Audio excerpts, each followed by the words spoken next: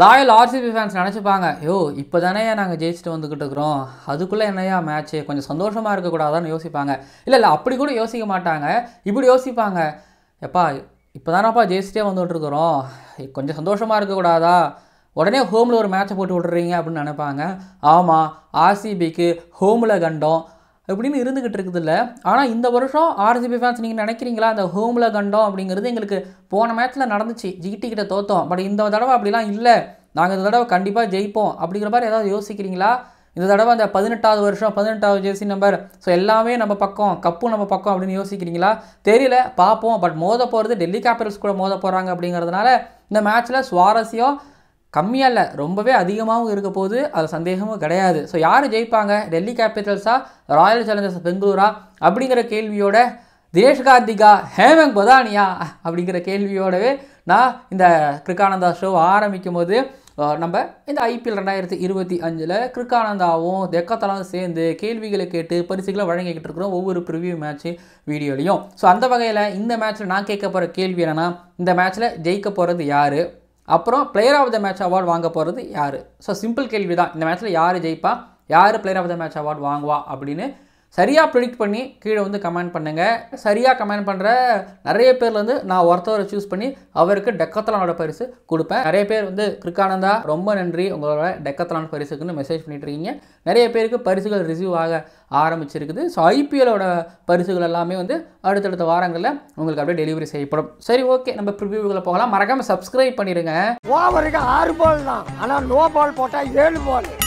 IPL பப்பியா Jayalalithaa ladies and இது மாதிரி இந்த ஐபிஎல் 2025 டிராகனில் சின்னசுவாமி ஸ்டேடியமில் பெங்களூரில் நடக்க இருக்கக்கூடிய royal challengers Bengaluru versus Delhi capitals மேட்சோட pre analysis and fantasy prediction இந்த ஸ்பெஷல் கிரிக்கானந்தா ஷோவில் பார்க்க வந்துருக்கிறீங்க. Give away sponsor Decathlon. RCB Delhi கேபிட்டல்ஸோட பர்ஃபார்மன்ஸ் எப்படி இந்த ஐபிஎல் முழுக்க இருக்கோ அதே போல் டெக்கத்லானோட பொருட்களும் இருக்கும். ஸோ நம்பி வாங்குங்க. இப்போ ப்ரிவியூக்குள்ளே போகலாம். முதல்ல pitch report, weather report, toss report பொறுத்த வரைக்கும் நான் சொல்லிகிட்டே இருப்பேன், சின்னசுவாமியில் 3 வகையான பிச்சஸ் கொடுப்பாங்க.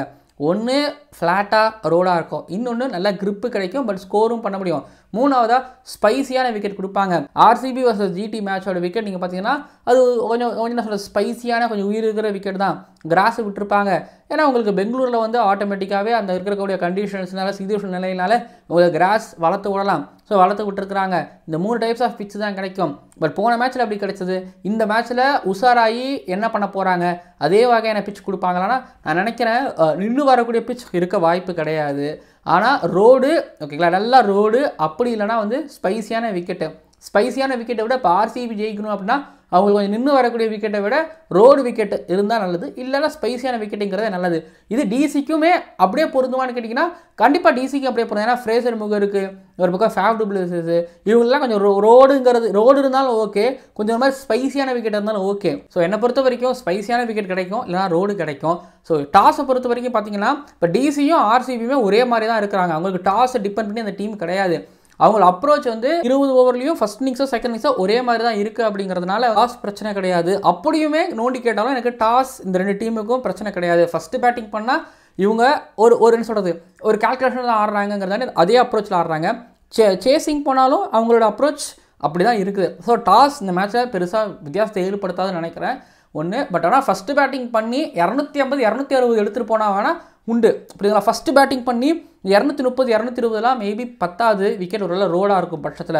இல்லை ரோடு இல்லை ஸ்பைசியான விக்கெட்டாக 170 180 அப்படின்னு இருக்கும்போது அதை 2 டீமாலையும் டிஃபெண்ட் பண்ணுமானா ஆர்சிபியால் டிஃபெண்ட் பண்ண முடிகிற அளவுக்கு இருக்குது. பட் பிளேயிங் லெவலில் அதை பற்றி நம்ம கொஞ்சம் டிஸ்கஸ் பண்ணுவோம். ஸோ இப்போது இது pitch report, weather report, toss report முடிவடைந்தது. அடுத்ததாக பிளேயிங் லெவல் உள்ளே வெளியே பொறுத்த வரைக்கும் டிசியில் வந்து ஃபேஃப் டு பிளேசஸ் உள்ளே என்ட்ரு ஆவார்னு எக்ஸ்பெக்ட் பண்ணுறேன். அதனால வந்து பார்த்தீங்கன்னா சமீர் ரிஸ்வி ஆட்டோமேட்டிக்காக வெளியில் போவார், கேஎல் ராகுல் மிடில் ஆர்டருக்கு போவார், அப்புறம் அபிஷேக் பரேல் 1 டவுன் பொசிஷனுக்கு போவார். ஃப்ரேசர் முக்கு சரியாக ஆடலை, பட் இருந்தாலும் பதானி வாய்ப்பு கொடுப்பாரு, ஏன்னா அவரோட ப்ராடக்ட் ஆச்சே, வாய்ப்பு கொடுக்காமல் இருக்க மாட்டார். இந்த பக்கம் டிசி தான், இதுதான் அவங்க 11 பொறுத்த வரைக்கும் மாற்றம் கிடையாது. நட்டுவா ஆக்ஷனில் எடுக்கிறதுக்கு சண்டை போட்ட 2 டீம் எனக்கு ஞாபகம் இருக்குது. டெல்லி கேபிட்டல்ஸும் ஆர்சிபியும் சண்டை போட்டாங்க. இதில் ஆர்சிபி அந்த பேட்டில் ஒரு 50 லட்சத்தில் தோத்தாங்கன்னு நினைக்கிறேன். I'm not wrong. பட் அந்த டிசி வின் பண்ணாங்க. அப்போ மலோலன் ரங்கராஜனோட ஃபேஸ் ரியாக்ஷன்ஸ் நீங்கள் பார்க்கணும். அவர் ரொம்ப ஒரு மாதிரி ஃப்ரஸ்ட்ரேட்டாக இருந்தார், ஐயோ விட்டுட்டோமேடான்னு சொல்லிட்டு. ப்ளஸ் அவங்க ஆப்ஷனை டிஸ்கஸ் பண்ணும்போதுமே வந்து நட்டு எடுத்துக்கணும் அப்படின்னு தினேஷ் கார்த்திக் சைட்லேருந்து மலோலன் ரங்கராஜன் சைட்லேருந்து பேசப்பட்டு இருந்துச்சு. பட் இப்போ நட்டு இன்ஜுரியில் இருக்கால இந்த மேட்ச்ல இருந்து ஆடினார்னு வைங்களேன் அல்டிமேட்டாக இருக்கும். நட்டு இந்த மேட்ச்சில் ஒரு வேலை ஆடி டெத் ஓவர்ஸில் ஒரு 2 ஓவர் போடுறாரு. அந்த 2 ஓவர் எப்படின்னா இந்த சுச்சுவேஷனில் இருக்குதுன்னா இன்னும் 24 பாலில் 40 ரன் இருக்குது. நட்டு அந்த 2 ஓவர் போட்டு அதில் 2 விக்கெட்லாம் எடுத்து இல்லை 3 விக்கெட் எடுத்து 6 ரன் மட்டும் கொடுத்து அடுத்த 2 ஓவர் ஸ்டாக் நல்லா போட்டு வின் பண்ணி இல்லை முகேஷ் குமாரை போட்டு நல்லா வின் பண்ணி அப்படி ஒரு சுச்சுவேஷன் நடந்துச்சுன்னு வைங்களேன், வெற்றிக்கு காரணமாக நட்டு இருந்துட்டாருன்னு வைங்களேன், அப்போ ரொம்ப ஃப்ரஸ்ட்ரேட்டட் ஆவாங்க ஒரு பக்கம் மலர் ரங்கராஜ் தினேஷ் கார்த்திக்கும். இதுக்கு தானே நாங்கள் நட்டுக்கு போகணும்னு நினச்சோம், பட் 50 லட்சத்தில் விட்டுட்டோம் அப்படின்னு அவங்க யோசிப்பாங்க. பட் நட்டு இந்த பக்கம் இன்ஜுரியிலேருந்து வந்தால் அது இன்னும் பெரிய ஒரு அட்வான்டேஜ் டெல்லி கேபிட்டல்ஸ் பொறுத்த வரைக்கும். ஃபேவ் பிளேஸஸ் வந்துட்டு அது இன்னும் பெரிய அட்வான்டேஜ். ஏன்னா இங்கே தானே கேப்டனிங் பண்ணார் ஆர்சிபிக்கு அகேன்ஸ்ட், அந்த கிரவுண்டில் தான் ஆனார். அவருக்கு தெரியும் ஃபேவ் பிளேஸஸ் பொறுமையாக எடுத்துகிட்டு போவார். அதாவது மேட்ச்சில் இல்லை அந்த டூரே ஒரு மாதிரி பொறுமையாக எடுத்துகிட்டு போய் அப்புறம் ஆக்சலரேட் பண்ணுவார். ஃபேவ் பிளேஸஸ் பெரிய தலைவலி. அதுக்கப்புறம் நட்டு வந்தால் அது அவங்களுக்கு மிகப்பெரிய தலைவலி. ஸோ 11ஸை பற்றி நம்ம இவ்வளோ பேசிக்கிட்டு இருக்கிறோம் அப்படின்னா அந்த பக்கம் ஆர்சிபியோட 11 வந்து ராசிக் ஸ்லம்தாரை போன மேட்ச்சில் கொண்டு வந்தாங்க. இதே சின்னசுவாமி ஸ்டேடியம் ஆடும்போது சுயேஷ் சர்மாவை கொண்டு வரலாம்னு நினைக்கிறேன். பட் ராசிக் ஸ்லம்தாரை விட எனக்கு சுயேஷ் சர்மாவே பெட்டர்னு தோணுது. ஏன்னா அவர் அன்றைக்கி 3 ஓவர் நல்லா போட்டு போனார், ஒரு ஓவரில் மட்டும் அடி விழுந்துச்சு. ஸோ ராசிக் ஸ்லம்தார் அப்படி கிடையாது. அவரோட ஸ்லோயர் ஒன்றும் அவரோட பேஸோ டவுன் லெக் சைட் போகிற பாலோ ரொம்ப ப்ரிடிக்ட் பண்ணிடுறாங்கிறதுனால ராசிக் ஸ்லம்தார் கிட்டேருந்து எனக்கு அவ்வளோ நல்ல ஒரு அவுட்புட் வரல. அப்போது சுயேஷ் சர்மானா ஸ்வப்னில் சிங். ஸோ போன மேட்ச்சில் வந்து நான் சீட் கூட நான் சுயேஷ் சர்மாவை நான் பார்க்குறேன். ஸோ அப்படிங்கும்போது சுயேஷ் சர்மாவே போவாங்கன்னு நான் நினைக்கிறேன். ஸோ ஆர்சிபி பொறுத்தவரை 11ஸ் இது தான், டிசியோட 11ஸ் பொறுத்த வரைக்கும் இது தான். இப்போது பேட்டில் நேருக்குள்ளே வந்துட்டோம் அப்படின்னா அதான் சொல்கிறேன், எனக்கு அங்கேயே பேசி முடிச்சுட்டேன். நட்டு ஒரு வேலை வந்தால் ஃபேவ் பிளேஸ் ஒரு வேலை உள்ளே வந்தால் என்ன ஆகும்னு சொல்லிட்டு. இப்போது நான் ஆர்சிபியோட அப்ரோச் பற்றி நான் ஒவ்வொரு ப்ரிவியூலையும் பேசுவேன், இந்த ப்ரிவியூலையும் பேசுகிறேன். அவங்க power play, middle overs, death ஓவர்னு பிரிச்சுட்டு போகிறாங்களான்னு எனக்கு தெரியல. ஆனால் அவங்களோட கிரிக்கெட்டில் ஒரு விஷயம் பார்க்க முடியாது, அந்த அப்ரோச் பார்க்குறாங்க. அப்ரோச் என்னென்னா அடிக்கிறது, அது ஓவருக்கு ஒரு பவுண்ட்ரி. அவங்க பேசியிருப்பாங்கல்ல அவங்களோட ஆப்ஷன் வீடியோவிலே வந்து அந்த ஓவர் வந்து ஒரு விக்கெட் ஓவராக இருந்தாலும் அதில் வந்து ஒரு 2-3 4 அடித்து அந்த ஓவர் வந்து நல்ல ஓவராக மாற்றுறது. அப்படிப்பட்ட பிளேயர்ஸ் தான் வேணும். அப்படிப்பட்ட பிளேயர்ஸுகள் இருக்கக்கூடிய ஒரு டீமை ரெடி பண்ணணும்னு நினச்சாங்கன்னா டெஃபினட்டாக ஒரு 170 180 அப்படிங்கிறது வரும். ஒரு மாதிரி வின்னிங் சைடாக தான் இருப்பாங்க. கன்வின்ஸ்டாக இது வின்னிங் சைடு நம்ம தாராளமாக சொல்லலாம். இப்போ ஆர்சிபி கிட்ட இருந்து அப்படிப்பட்ட அவுட்புட் தானே வந்துக்கிட்டு இருக்குது. பட் பிரிச்சிருப்பாங்கன்னு நான் கண்டிப்பாக நினைக்கிறேன். சால்ட், கோலி, தேவ்தத் படிக்கல் அவங்க ஒரு செட் ஆஃப் ஓவரை ஹேண்டில் பண்ணுறாங்க. அங்கேருந்து வந்து பார்த்தீங்க அப்படின்னா அந்த ரஜத் படிடார் உள்ளே என்ட்ரு ஆகிறாரு, அதுக்கு ஒரு லியம் லிவிங்ஸ்டன் உள்ளே என்ட்ரு ஆகிறாரு. அப்புறம் கடைசியாக வந்து பார்த்தீங்கன்னா Jitesh Sharma, Tim David, grill Pandya. So அவங்க இடையே இந்த 5-6 பேர் 6-7 பேர் வந்து பார்த்தீங்க அப்படின்னா அவங்க அந்த 20 ஓவரையும் அழகாக பிரித்து ஆடுறதுக்கு அவங்களுக்கான சில பால் கிடைக்குது. அவங்கவுங்க அந்த ரோலை சரியாக பண்ணிட்டாங்கன்னா முடிஞ்சிருச்சு. ஸோ கிளியராக இருக்கிறாங்க. பவுலிங்கில் எடுத்துக்கிட்டிங்க அப்படின்னா ஜோஷ் ஹாஷ்வுட், யஷ் தயால், புவனேஸ்வர் குமார் இந்த 12 ஓவர், அதாவது ஃபாஸ்ட் பாலர்ஸ் இந்த 12 ஓவரை அழகாக ரஜத் படிடார் பிரித்து போட வராரு. அவரோட கேப்டன்சியில் மாதிரி நல்லா இருக்குது. அவர் பேட் பண்ணுறாரு, அவர் நல்லா பெர்ஃபார்மன்ஸ் பண்ணுறாரு. அவரோட கேப்டன்சியில் பவுலர்ஸ் நல்லா பெர்ஃபார்மன்ஸ் பண்ணுறாங்க. போன மேட்ச்சில் ஜோஷ் ஹாஷ்வுட்டுக்கு பதிலாக இனிஷியலாக யஷ் தயால் உள்ளே கொண்டு வந்தார். புவி 2 பேர் போட்டாங்க. அப்புறம் ஜோஷ் ஹாஷ்வுட் வந்தார். அதுக்கப்புறம் யஷ் தயால் திரும்ப இடையில குருல் பாண்டியா, சுயேஷ் சர்மா, கடைசியாக முடிக்கும் போது புவி, யஷ் தயால், ஜோஷ் ஹாஷ்வுட் அப்படின்னு போகிறாங்க. ஸோ அவர் பொறுத்த வரைக்கும் இவங்களோட ஸ்ட்ரென்த் என்ன, இவங்க எப்படி பண்ணுவாங்க, இந்த கண்டிஷனில் எப்படின்னு சொல்லி அவரால் சரியாக பண்ண முடியுது. ஸோ சரியாக பிரித்து பிளான்டாக பண்ணுறாங்க.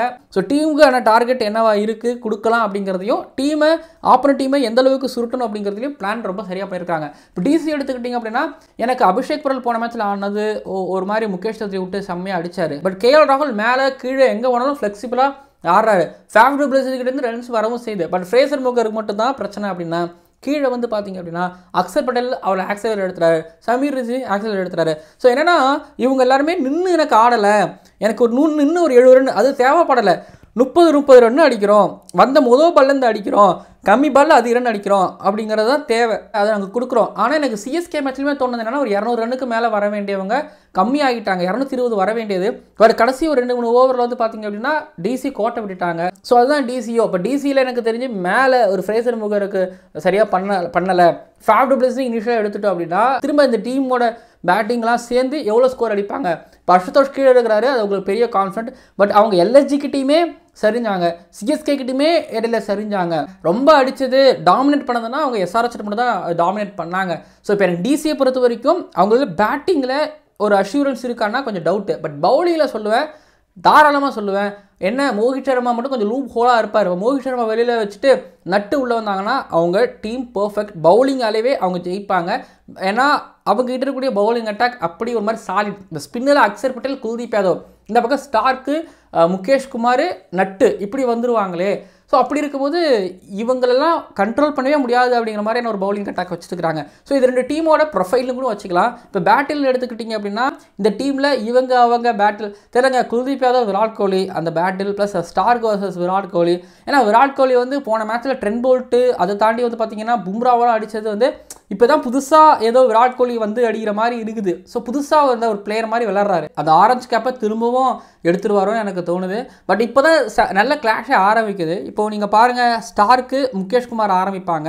இப்போ அக்சர் பட்டேலோட கேப்டன்சிக்கு இப்போ தான் டெஸ்ட்டு வருது. ஏன்னா அக்சர் பட்டேல் சிஎஸ்கே அகேன்ஸ்டாக ஓவர் போடணுங்கிற அவசியம் இல்லை.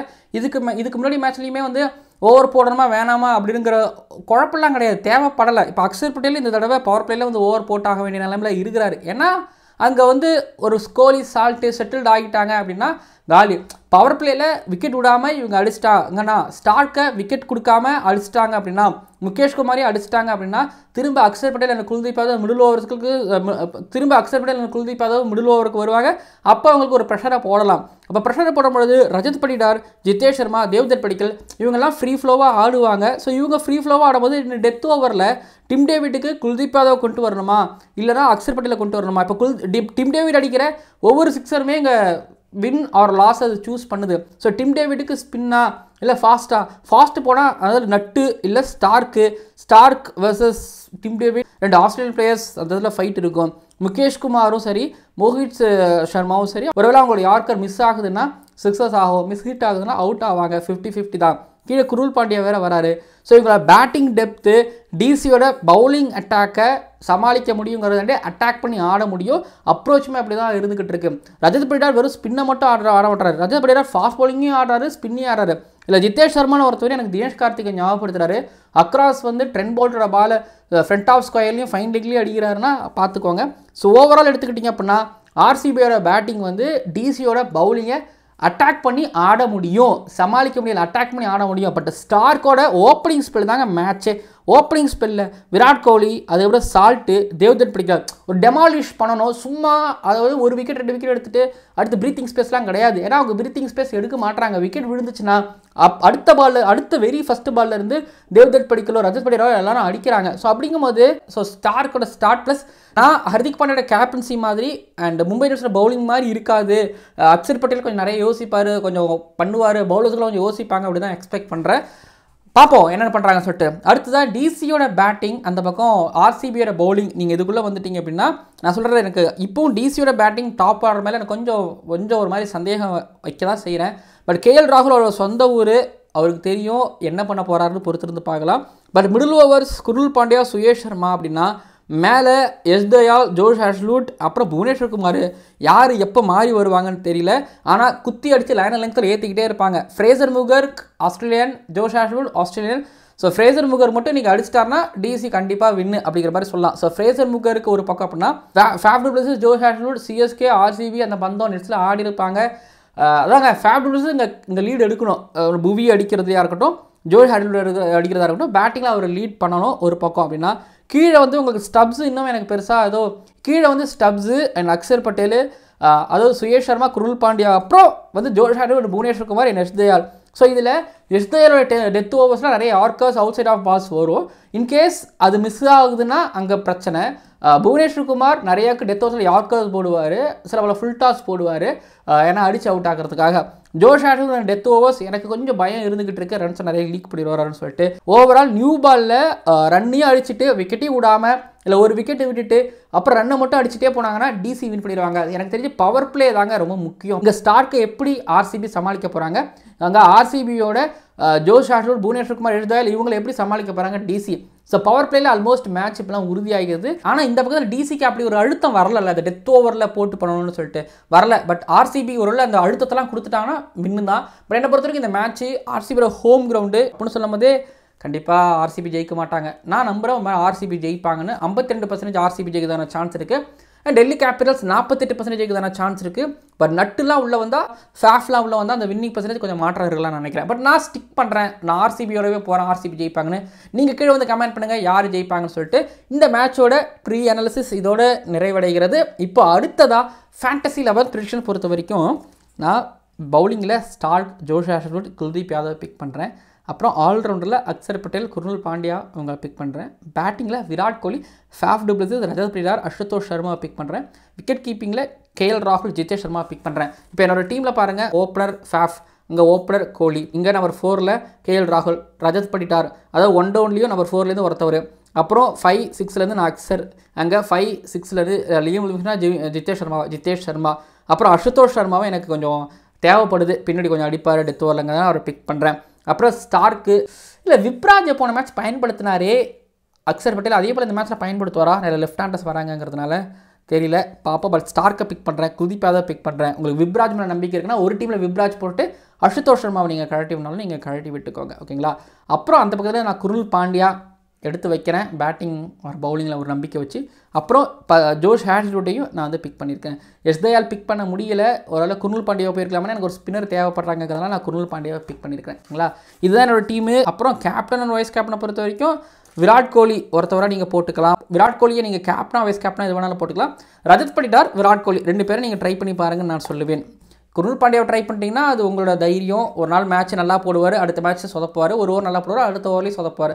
பட் இது குருணால் பாண்டியா பொறுத்த வரைக்கும் நம்ம டீம் எடுக்கணும்னா பார்த்துக்கோங்க. பட் நான் கேப்டன் வைஸ் கேப்டன் நான் சொல்லியிருக்கிறேன். அக்ஷரையும் நீங்கள் சேர்த்துக்கலாம் அந்த லிஸ்ட்டில். பார்த்துக்கோங்க, பார்த்து விளையாடுங்க. ரொம்ப சூப்பரான ஒரு பேட்டில் பெங்களூரில்.